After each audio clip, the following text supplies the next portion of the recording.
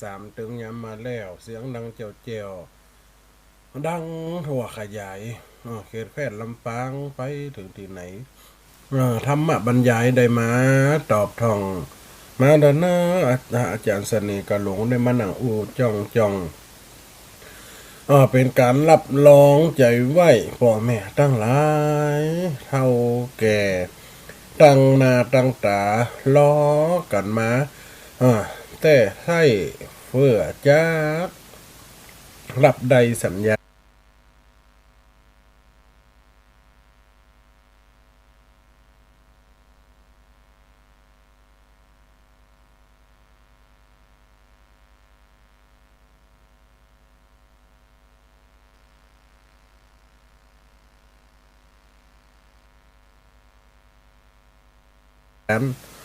106.50วิไลสงฆ์นครลำปาง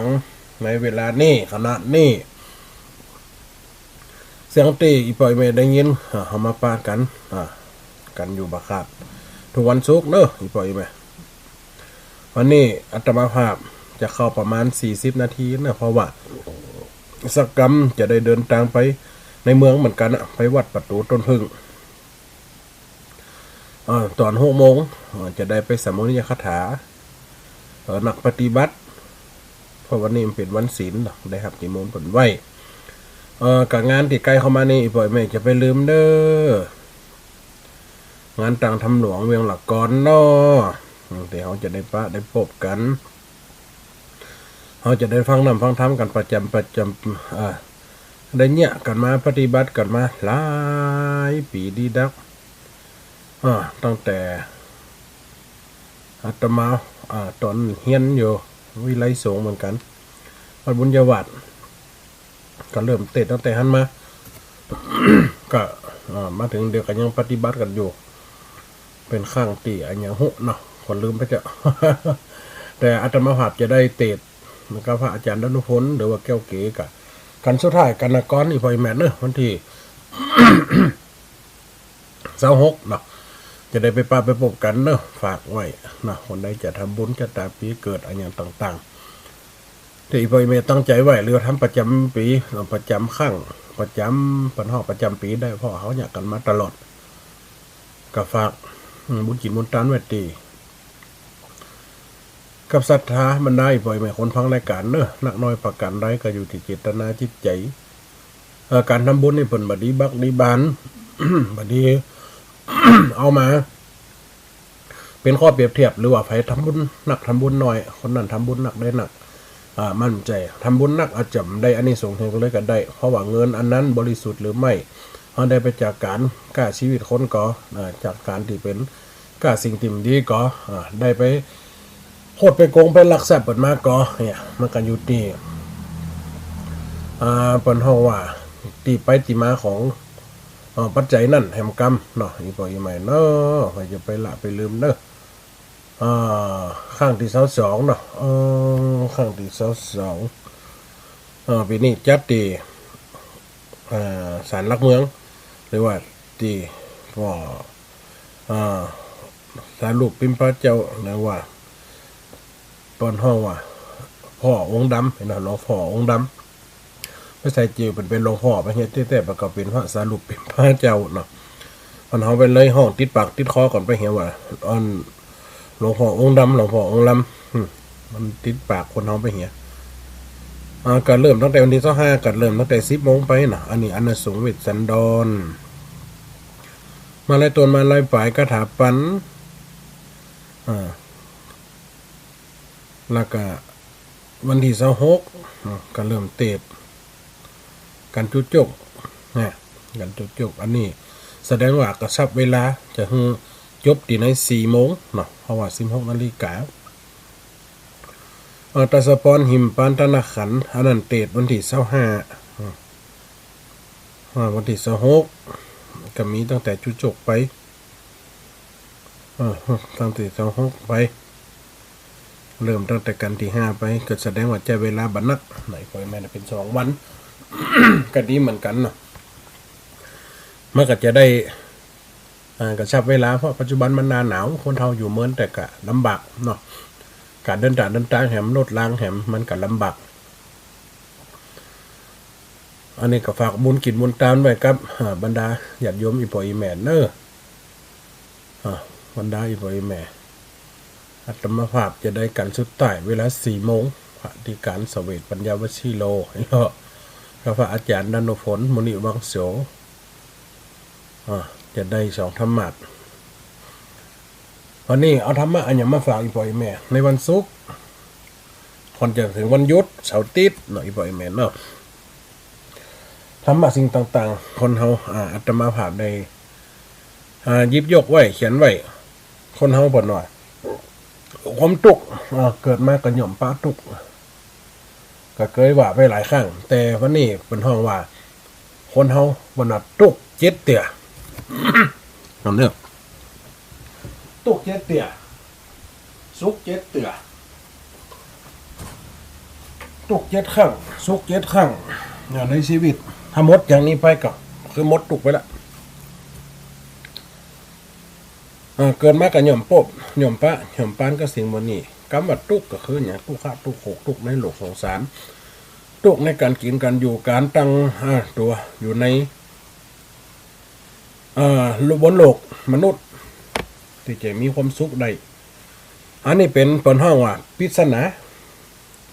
กำปักกระเด้อส่วนมากจะเอามันเนี่ยมันว่าง่ายเข้าใจง่ายด้วยตุกในที่นี้ตุก7 ทีมี7 หนนี่1ตุกข้างที่1ปนายังได้เปิงปีได้เปิงน้องตุกข้างที่2ได้จำน้องได้จำน้ำจำมองสมบัติให้คนอื่นได้กำตุกข้างที่3ถามยืมไผก็บ่ได้ตุกข้างที่4ได้หนังให้ไผบอกไกลแม่แต่พี่น้องเอาตุกข้างที่5เสียสมบัติให้นะตีบ้านมดตกตุกข้างที่6คือได้จกเขาวัดขอตานกินตุกข้างที่7คือมดแผ่นดินบ่มีที่จะอยู่นี่คือความตุกและสุกเนาะเดี๋ยวเขาก็ว่ากันไปว่าความตุกก่อนถ้าว่าความตุกมันยาวเกินมันมดก็เขาก็ไปว่ากันติดหน้า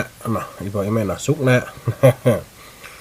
ปัญหาว่าตุกเนี่ยเกิดมาตำตุกคนทำเหมือนกันสักคนเกิดมาสมประกอบกับตุกเกิดมาวิทย์โอกาสในการเกิดเป็นมนุษย์กับตุกเกิดมาตุกแล้วมีที่อยู่ที่กินกับตุกตุกเกิดมาพ่อแม่ตายละกับตุกพ่อแม่ยาล่างกันเป็นกำพร้า5 เซียวกับตุกในที่นี้ก็คือมันกำมันออกหันถึงเต็มตัวละกำว่าตุกนี่นะตุกก็คือทุกแม้กระทั่งทุกขลาบก็มีซื้อแซ่ทุกโดนจะมือโกงกระตุกเหมือนกันนี่โยกมาดิแต่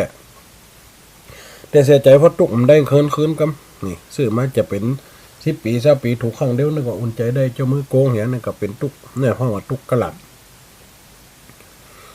ตุกข้างที่1คนเฮาน่ะเกิดมาจะหย่อมปะ 1ตุกข้างแรกยังขอเปิ่งปีเปิ่งน้องยังขอเปิ่งปีเปิ่งน้องได้วิดตีนวิดมือวิดหยังทั้งหลายเกิดการล่มละลายเกิดการตั้งตัวมันได้ยังขอได้เปิ่งปีเปิ่งน้องได้นี่ปอนว่าตุกไม่กินมีไผจะมาตำไผ2 ตอกตุกได้หนุ่งได้ยองปีน้องจักดูแขนตุกข้างที่1สามารถไปเปิ่งปะอาศัยขอความช่วยเหลือกับปีกับน้องได้ตุ้มตำปีน้องคลองหิงด้วยกันเกิดมาสายเลือดด้วยกันมีพันธะลูกหักกันไว้บางคนปีน้องหักกันก็มีปีน้องที่หักกันก็มี อันดับแรกมันก็ต้องเปิ่งละ ช่วยละยังขอเปิ่งกับปีกับน้องได้ปีน้องก็ถือว่าเป็นสายใหญ่เพิ่นว่าปีน้องเนี่ยพิษกันเหมือนผ้าพันน้ำอย่าตัดกอมเสียนสินเปียงกันปีวันแล้วน้องจะพระเถียงตัดกอมสินเปียงดังอย่างของเจ้านี่ควันดีจ๋าควันดีโอกวันดีโจตนาว่า กันกันฟังเหตุผลมันเป็นอย่างไรเขาก็ให้ได้เปิ่งอยู่ข้างหนึ่งเมื่อเนี่ยคนนั่นก็จ่วยน้อยคนนี้จ่วยน้อยแต่เฮาลืมตัวเฮายังตั้งตัวใดก็ฟื้นได้เหมือนกันทุกครั้งที่หนึ่งนะถ้าทุกครั้งที่หนึ่งเปิ่งแล้วตัวเองก็ทำเป็นสันดานบันมั่งมุนตุนเต้าบักกูนคืนซักอย่างทุกครั้งที่หนึ่งเปิ่งปีเปิ่งน้องแล้วพวกครั้งที่สองเปิ่งยากนะมันได้ละมันก็จำเป็นต้องได้จำน้องจำน้องเอาสมบัตินั่นให้คนอื่นกำเอาตีบ้านไปการันตีกะ เอาเข้าธนาคารกะเอากำสิ่งต่างๆนี่สมบัติต่างๆให้นะสาธุตีสมบัติทั้งหลายเอาไปให้คนอื่นกำและเขาต้องมีความขยันหมั่นเพียรจะให้ผิดพลาดน้อยที่สุดเพราะว่าอย่างเพื่อจะให้นั่นพุทธบันไป ถ้าสมบัติสิ้นนี่มาเหลือนะปุ๊บทุกครั้งนี่ก็จะเป็นอย่างละเนี่ยจำน้องบางคนเนี่ยทุกปัจจุบันทุกได้จำน้องตีบ้านเพราะว่าอย่างรักชีวิตคนเฮามันย่อมจะมีเป๋เนาะจะมีเป๋มีฮักมีหล่มมีเต่าไปถ้าคนเฮามีรักมีเกณฑ์มีติสารณะติเปิงสมบัติตั้งหลายปล่อยให้พูดแต่มีความขยันมันเพียรอันแต่จริงมีความขยันมันเพียรอันในบักบันอุตสาหะวิริยะคนเดียวสิ่งสมบัตินั่นปุ๊บไปเลยหายไปเลยก็จะกลายห้องเปิ่นไปกำลังเขากระตุกนักเดือเก่าละกำนั้นข้างแรกปีน้องขอเปิ่งได้ข้างที่สองขอเปิ่งได้แต่ก็ต้องมีอย่างไปเฮือเปิ่นกอบเปิ่นกำเนี่ยปีน้องบางคนมาพิษกันมั่มถูกกันแบ่งสมบัติกันโกงกันย่อนในสภาพนี้ก็มีเพราะว่าเอาไปเฮือแล้วปุ๊บเขามี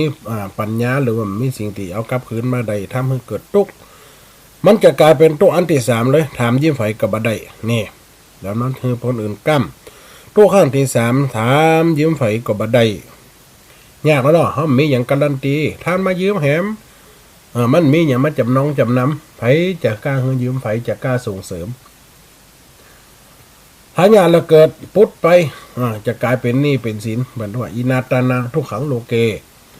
การกู้หนี้ยืมสินเป็นทุกข์ที่สุดในโลกไฟกับย้อมแล้วไฟกับไขเอาเนาะแม่นก็อีปล่อยแม่วันนี้การไปยืมมีอย่างการันตีมันก็เปลี่ยนฝูงที่โคตรโกงกันไปปัจจุบันเนี่ยอันออกแผ่วข่าวไม่แห่จะเป็นดาราแม้แต่เป็นคนดังนี่มีชื่อเสียงเป็นข้อการันตีเนี่ยว่าจะมีเงินมีทองสุดท้ายมากกับเหลืออย่างสักอย่าง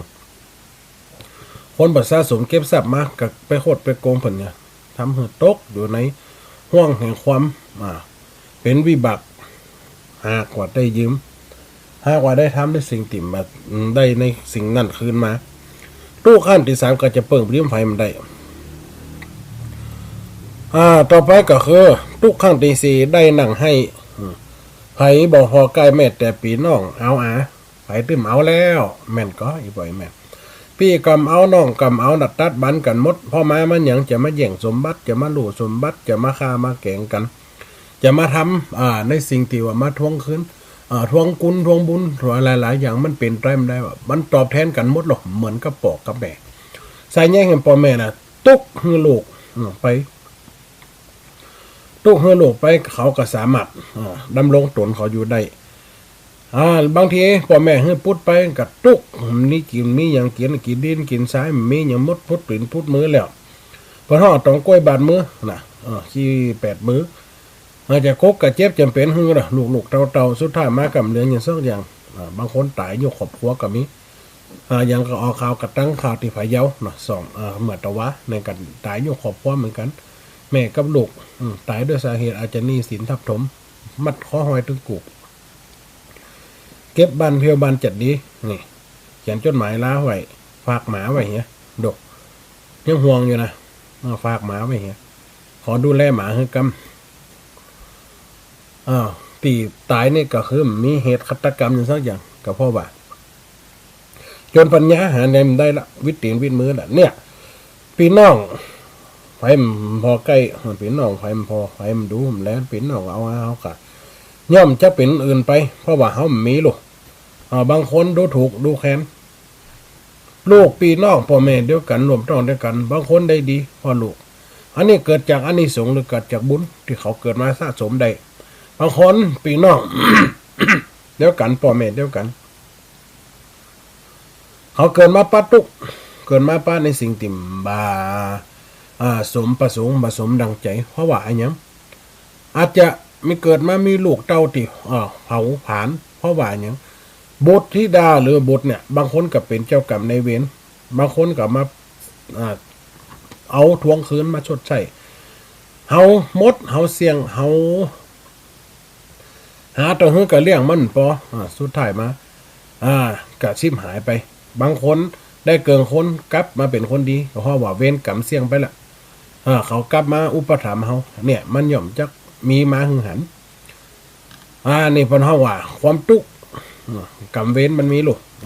เกี่ยวพันกันไว้มนุษย์เฮามีกรรมเป็นเผ่าพันธุ์มีกรรมเป็นที่พาไปมีกรรมเป็นตีสักพานำพาไปปะไปพบกันนี่พี่น้องให้พอใกล้มันดูแลล่ะนี่คือตุกละมาเหมือนพ่อแม่ใส่เงี้ยในต้องอันที่ห้าตุกเหมือนกันนี่อันที่สี่ตุกได้หนังให้เพราะไว้พี่น้องไว้บอกใกล้แม่แต่เอาตุกข้างที่ห้าเสียสมบัติให้นะทรัพย์สินเหี่ยมดตกนี่มาเลืองสักอย่างมาเลืองอย่างสักอย่างเสียทรัพย์เสียสินเสียของเป็นตีเอาไว้รับรองตัวเก่าการันตีตัวเก่าสุดท้ายมาหายไปหมดเสียสมบัติให้นะเนี่ยสิ่งเนี่ยเขามาพอบางคนซื้อสร้อยซื้อแหวนไม่เก่งราคาบางคนซื้อตีซื้อให้ซื้อนาไว้สะสมไว้เป็นอามิตรเนาะไว้เป็นอามิตรไว้เป็นสิ่งตีสะสมไว้เพียวิติงวิดมือมันจะกั้มเขาได้นี่สร้อยแหวนมีปลาเลอะมีแต่ล้านในวางขายไปกะซื้อกับมีผมซื้อกับมีแต่ตีให้ตีนาสาโทน่ะตีฝังหัวตีนอนหัวเนี่ยเขาเอาไปกินไปขายไปเล่นไปเมามันกับสิ่งมันนี่หมดให้มาวางขายใครได้ตึกมีบางทีใครได้เสียงเตี่ยอย่างบางคนติดเป็นเสาะซื้อตีซื้อตังมันไผมาวางขายสิ่งติเพิ่งใจอาจจะเพิ่งใจก็ได้นี่ย่อมจักเสียไปแล้วให้หน้าสาโทให้หน้ากำเขตบ้านจองห้องล้านถ้าเสียไปแล้วเกิดความทุกข์หาสมบัติไหนมันได้เสียให้เสียนาตกไปหมดตกเดี๋ยวสักอย่างยิ่งตุกกันนั่นตุกหาที่สุดได้ละตุกข้างที่หกก็จะมาอยู่ไกลก็คืออย่างเสียให้นาไปหมดตกตุกข้างที่หกได้จกขอเข้าวัดตานกินนี่บางหันกันนักเรียนตีวัดตีบ้าบางคนก็เป็นตีสงเคราะห์คนอยากคนจนไปอยู่ตีห้ามเจว่าจะไปสถานตีเลี้ยงคนแก่หรือว่าลูกหลานฮับไปถ้ามีสมบัติเขาห้ามเจเลี้ยงนะแม่นก็ให้ปล่อยแม่อย่าหวังเลยว่าถ้ามาสูมเลี้ยงกูเอาไปขวางไว้ก็ได้หรอตีสถานตีประชาสงเคราะห์อนุสาสงเคราะห์คนเฒ่าคนแก่คนเฒ่าคนเถิบถ้ามีสมบัติมีสิ่งต่างๆไว้ให้เขามีทางเขาจะดูจะแล้วนะเขากำเอาเก่าเปิ้นก็เป็นที่รับเลี้ยงที่ต้องการหวังประโยชน์เหมือนกันเนี่ยไอ้พ่อไอ้แม่เนี่ยได้จกขอวัดขอตานวัดนักเนาะบางคนไปขอวัดขออยู่วัดอยู่วะเหมือนกับคนเฒ่าตีเขาเอาไปปล่อยนะยังออกข่าวมา 2-3 ครั้งเอาคนเฒ่าไปไว้ข้างถนนก็ดีเป็นอางับอาเงื้งเป็นไตรเฟอข้านเลี้ยงเอาใส่สลีโทหลาบไปไว้หนตาหนตังเอาไปไว้วัดไว้ว้ากับมีเป็นเอาพระละไปฟักนึงกับตุเจ้าแหมไปเลี้ยงคนจะอันแหมพ่อแม่เขาย่ำเลี้ยงนี่แม่แต่ว่ามันเจ็บพ่อแม่คนอย่างเดียวกันที่ว่ามดแล้วปัญหาหวานล่มละลายหรือบุคคลตีมสามารถจะฟื้นกลับขึ้นมาเป็นคนมีสมบัติอย่างได้แฮมเรียกกาฟาติดเนี่ยเสียเตียนตัวคว้ายำเคลื่อนข้างนี่ กันย่อมจักมาเหลืออย่างสักอย่างกลายเป็นว่าต้องไปอยู่วัดวาอารามก็คือสารณะตีเปิงไว้ตีเดียวได้จกเข้าวัดขอตันกินข้อที่7หมดแผ่นดินบ่มีตีอยู่เนี่ยหมดแผ่นดินมีตีอยู่คนเฮาจะปราบทุกข์ได้จะใดคนเฮาถ้าเยอะทะยานล่ำหวังล่ำบางคนมั่นใจล่ำหวังความสุขความเจริญลงทุนไปนักทำไปนักไม่มีความประมาณในตนมีช่องไว้เงือสำหรับมีหลู่ทางไว้สำหรับตีเจ้าไว้เวลาผิดพลาดมามันได้กันไว้ในชีวิตมันได้คิดแนวทางไว้ป้องกันแล้วก็จะเกิดความสุขก็มีแต่ความตุกจะบันที่จะมาหมองมนไม่ให้ขึ้นกองหล่องกองเปิ่งปีของน้องกระมดล่อเขาจ่วยล่ะเขามีลิมิตล่ะเขามี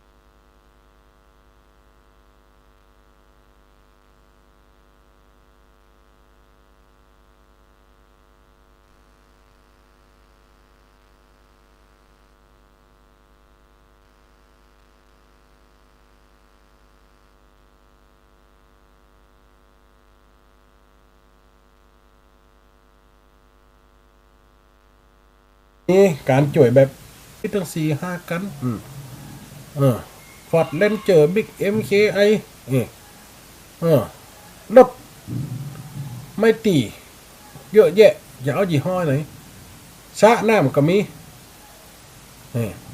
บ้านก็มีเป็น2-3 หลังหลุมก็ยังว่าตุกอยู่ป้อมมีไวไฟกำแหงมันยังกระตุกมัดป้อมก็แล้วโอ้บ้านนี่มันได้กินละไอ้ลูกคนนี้มันว่าเขาตุกได้จะลากมันไปฟอที่เป็นตุกกว่าเขาก่อนนี่ลูกเลยลากลูกนะไปเอวเต็มบ้านนอกบ้านนาเอาไปอยู่กับปุ่นคนบ้านนอกบ้านนาที่เป็นตุกทำไห่ทำสวนก็เอาไปอยู่พักไว้3 วันเอาตังค์ไปเฮือเหี้ยเอาตังค์ไปเฮือช่วงระยะ3 วันเอาตังค์ไปเฮือ10,000ดูแลลูกคนกำเราเอาคนนี้ก็อยู่ไปตามสภาพบ่เดือดบ่รอดบ่บ่ยุ่งบ่เกี่ยวบ่เดือดร้อนบ่โวยวายเนี่ยแค่3 วันครบกับนดปอปิกไปเอาปอก็ได้ถามว่าหันก่อนลูกมีความสุขก็เป็นจะได้ฟ้องมาอยู่กับคนตุกลูกว่าบ้านเฮาตุกหันแล้วก็ลูกหันยังก็หันก็บ่ลูกก็ว่าหันแล้วมดโหดแล้วมดโอ้มีความสุขขนาดเปิ่นรวยของเฮาก่อนก็เป็นรวยจะได้โลกก็เป็นรวยจะได้พออยู่บ้านอยู่ตุ่มห้อยตรงพุ่นเป็นรวยจะได้พัดลมกับมีทีวีกับได้เปิดนี่โทรศัพท์มือถือกับได้ใจโอ้เขารวยกับเฮาก่อนมันรวยจะได้เพราะว่าหมาบ้านเฮามีกี่ตัวมีตัวเดียวอันนี้เป็นเรื่องหมา4 ตัวก่อนนี่เราอันนั้นว่าบ้านเฮามีสระน้ำก็มีกะจะอาบจะเล่นก็มีหั่นเนาะพอคุดไว้หมดโอ้อันนี้มันถ้ามีสระน้ำเปิ้นมีน้ำแม่น้ำใหญ่น้ำสายน้ำที่พัดผ่านในบ้านถ้าจะซื้ออาหารก็ต้องจำเป็นก็ได้เปิ้นมีปลูกไว้หมดมีความสุขอยู่ในตัวนี่มันจำเป็นต้องมาก้มเล่นมือถือมันจำเป็นต้องดูทีวีมีเปื่อนบ้านติดีสนทนาปราศัยฝากบ้านฝากจองกันได้นี่ลูกว่าโอ้เปิ่นรวยกับเฮากันอย่างรวยความสุขนี่อันก็อีปล่อยแม่เปิ่นเฮาว่ารวยความสุขมันจะว่ารวยอันอย่างน่ะคนเฮาก็ต้องการความสุขที่คือบางคนอยู่บนกองเงินกองทองอยู่บนความสุขที่มีสุขมหาศาลจะกินอันอย่างกินข้าวนี่กินกำขวาง10 กำก็ได้ลดขับไปน้ำมันหมดจอดละซื้อใหม่ตั้งนาขับไปก็ได้มาเดือดร้อนแต่ความสุขก่อนมีอย่างสุขกับแค่หมดเนี่ยแต่สุขที่ดีที่สุดก็คือสุขในการปฏิบัติปัญหาสุขในทางธรรมะคือมันยืนยาวสุขเนี่ยสุขในเรื่องทั้งโลกเนี่ยมันสุขชั่วคราวสุขที่ยืนยาวคือสุขในหลดพระธรรมสุขเพื่อในการปฏิบัติน้อมนำเอามาสู่จิตสู่ใจคนเฮามี ความคิดมีกำลังตีดี มีความสามัคคีในหมู่มีความรู้ความชัดเจนในหมู่เนี่ยก็คือการตั้งตนตั้งตัวอยู่ในโลกแห่งความติเป็นปนห้องว่าปกติสุขปกติสุขคือความสุขที่เกิดขึ้นกับมนุษย์นี่ความสุขเกิดขึ้นกับมนุษย์มีอย่างก็คือความสุขที่หาได้ตามที่เขาอยู่ได้บ่เดือดร้อนไหน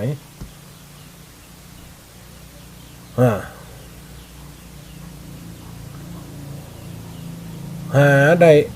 ที่บ่เดือดร้อนบ่ยุ่งเกี่ยวบ่เนี่ยคือคนอื่นบ่เป็นไปในตามจิตใจเขาอย่างละอ่อนเขาว่ากันน่ะคนอื่นไปเนี่ยอย่างกำถูกใจคนอื่นทำอะไรก็ไม่ถูกใจเรานี่ติ่มถูกใจเขาปนว่าเขาก็จะไปปรุงก๋วยเตี๋ยวถ้วยคนอื่นก็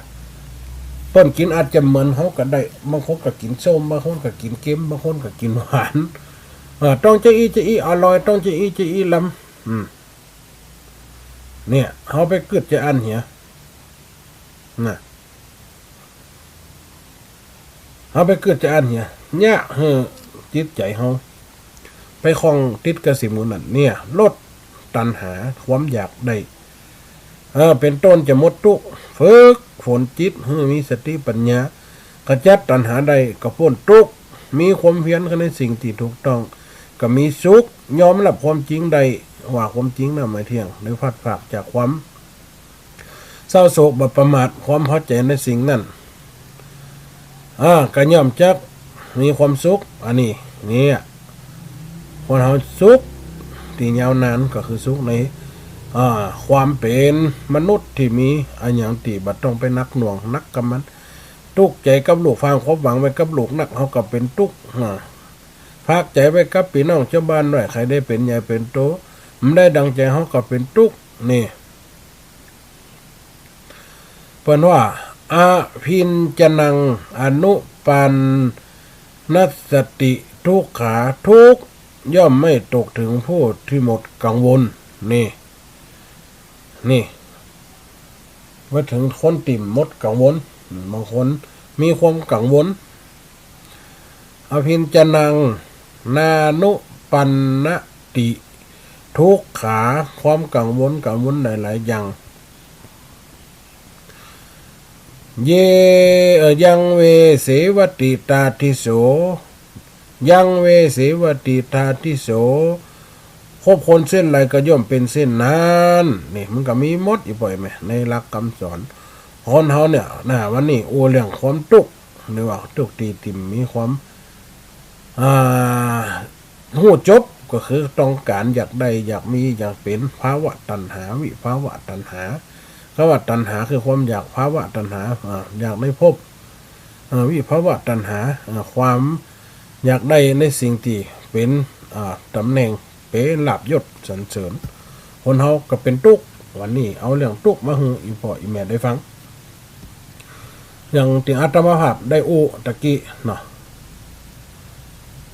ได้ตะกี้ก็จะใช้เวลาประมาณ40 นาทีที่อยู่ก็อีพ่ออีแม่นี่เพราะว่าได้จะชดเข้าไปในเมืองวันนี้จะไปเตะตีวัดประตูต้นเพิงประมาณทุ่มหนึ่งถ้าไปข้ามมันก็จำตามเปิ่นปกติแล้วไปเอาเขาเขื่อนเวลาเปิ่นเอาเก่งใจเปิ่นน่ะเก่งใจก็เลยเอามาหยิบยกให้ปล่อยแม่ได้ฟัง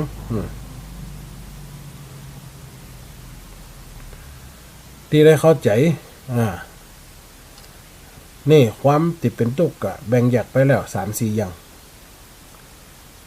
มันย่อมเกิดจากความตัณหาคือตาหันอย่างที่เคยน่ะคำว่าตัณหาคือทุกข์ในหูตาจมูกลิ้นกายใจภาวะตัณหาคืออยากอยู่อยากเป็นอยากมีอยากเป็นอยากได้ให้คงอยู่นี่วิภาวะตัณหานี่ก็คือไม่มีไม่อยากเป็นอยากดับศูนย์มันจะได้ก่อนั่นน่ะมันจะได้ก่อ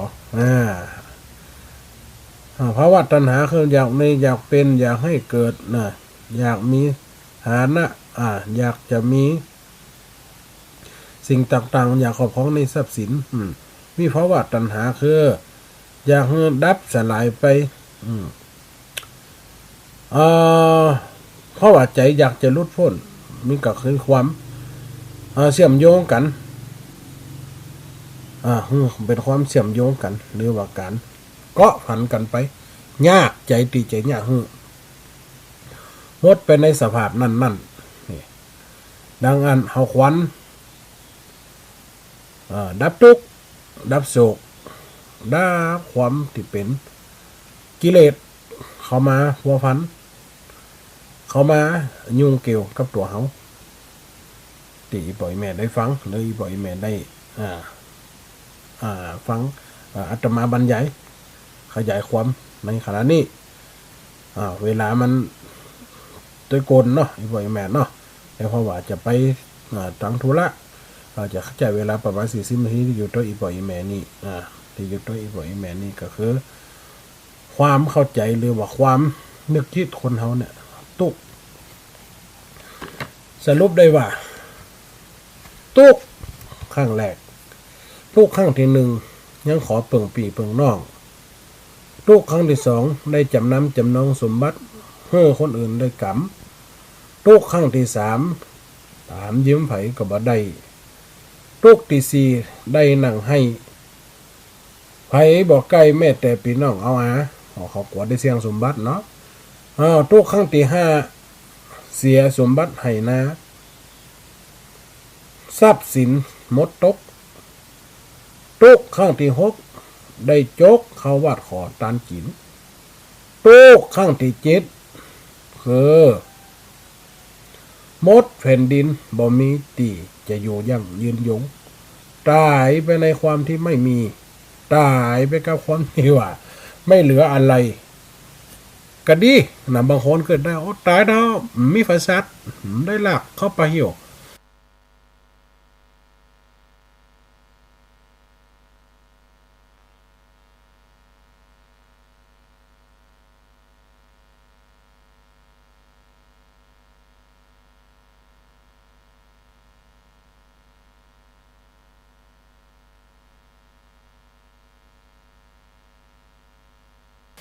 มีพี่น้องมีแฮมี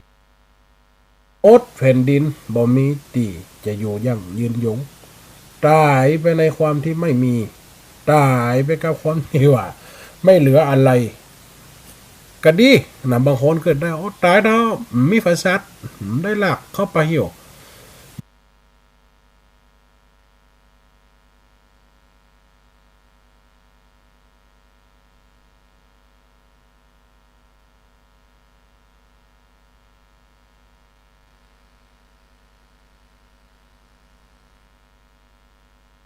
มีพี่น้องมีแฮมีหนึ่งเข้าเวลา2 ครั้ง 3 ครั้งถ้าห้ามเข้าก็จะเสียเวลาตะกี้ก็หันตั้งอาจารย์สมศาสตร์ไล่สดคนได้ยินว่าทาสีก็อย่างก้าวัดปกพัฒนาหันดุมร่วมเหมือนกันแต่ต่างคนต่างมีฟันละต่างคนต่างมีการต่างคนต่างมีงานติจะไปอีปล่อยแม่เนอฝากไว้ความสุขกายสุขใจในตัวตนก็คือขาดจากความไร้กังวลขาดจากความที่ไม่เป็นทุกข์ให้สุขสันต์ทุกวันคืนสวัสดีลากันไปขนาดนี้เนอะอีปล่อยแม่เนอะสวัสดี